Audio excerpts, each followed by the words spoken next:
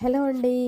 Groceries కొనడానికని చెప్పేసి shopping మాల్‌కైతే బయలుదేరామండి. తీరా షాపింగ్‌కి వెళ్ళగానే అక్కడ ఎంట్రన్స్‌లోనే ఒక పెద్ద ఆరెంజ్ జ్యూస్ చేసే మిషన్ అయితే కనిపించిందండి. ఆ మిషన్ చూడగానే మా అమ్మాయి, "మమ్మీ నేను కూడా ఆరెంజ్ జ్యూస్ తాగుతాను. నేనే చేస్తాను" అని చెప్పేసి అనింది. ఇక్కడ ఆరెంజ్ జ్యూస్ ఈ మిషన్ వచ్చేసి సెల్ఫ్‌గా మనమే చేసుకోవచ్చండి.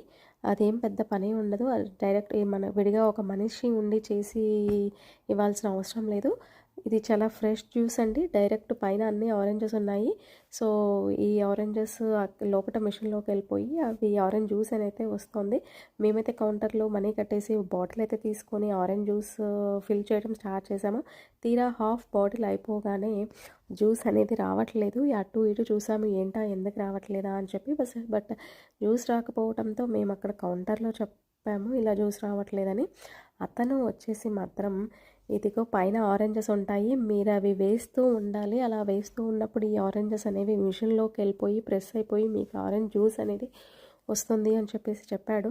సో, మేమేమనుకున్నామంటే ఆరెంజెస్ జస్ట్ పైన ఊరికనే డెకరేటివ్‌గా పెట్టారేమో ఆల్రెడీ అవి వెళ్తూ ఉంటాయిలే అనుకున్నాము. కానీ మధ్య మధ్యలో అలా వేస్తూ ఉండాలంట.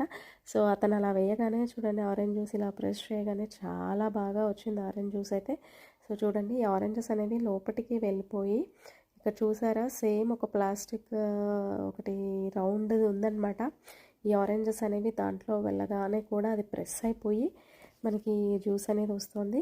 ఈ ఆరెంజెస్ అనేవి లోపటికి వెళ్ళిపోయి ప్రెస్ అయిన తర్వాత ఏదైతే వేస్టేజ్ ఉంది కదా అది పక్కన సైడ్ నుంచి కూడా ఆటోమేటిక్‌గా వెళ్ళిపోతుందనమాట. నిజంగా చాలా మిషన్ అయితే చాలా చాలా బాగుందండి. అయితే ఇలాంటి మిషన్ అయితే ఫస్ట్ టైం చూస్తున్నాను. చాలా బాగుంది. వర్త్ ఫల్.